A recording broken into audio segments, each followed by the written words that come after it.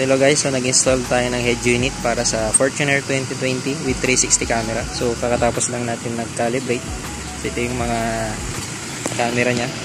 So pakita natin. Ito naman yung sa side nya. Parang OEM. Ito naman yung sa likod. Ito siya. Ayun.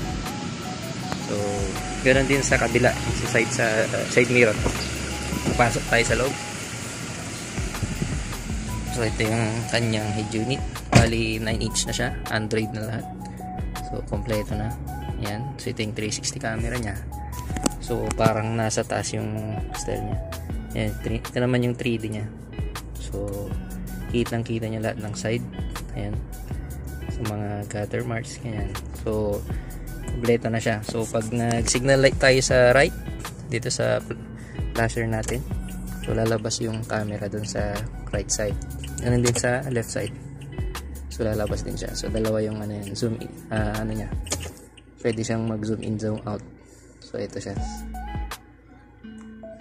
Ayan. So dalawang klase. So pag nag-hazard naman, so dalawang cam yung lalabas sa side. So pag reverse, so lalabas din yung trigger siya automatic yung sa reverse. So yan. So yun yung ano niya.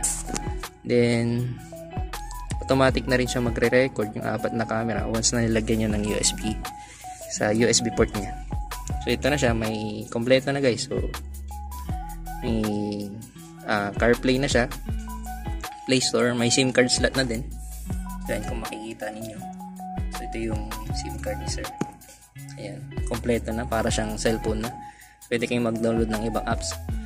So ito rin, pag once na may ano rin siya sa settings niya.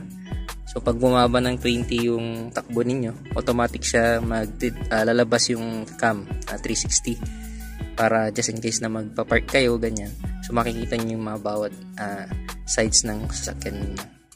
So ayan, bali 464 ito nilagay namin. So 8 gig yung 4 gig yung RAM niya, tapos 64 gig yung internal niya, tapos 4 gig yung RAM niya. So meron din tayong top of the line yung 128, tapos 8 gig yung RAM niya. So Android 13 na rin siya. Ito yung pinaka-latest na Android niya. So ayan, ito yung mga functions na dito, gumagana pa rin. So ito yung mga volume up niya. Ayan, gumagana pa rin sa steering, yung mga stock na steering control niya, yung mode ganyan. So ito yung mga call, tawag. So ito ginawa na naming trigger ng yung sa once na pinindot nila to, lalabas yung 360 cam niya. So pag click natin to, lalabas yun. So ayan na siya. So ayan guys, so kung gusto niyo magpa-install, so free installation na rin siya. So message niyo lang kami sa page. So thank you and God bless.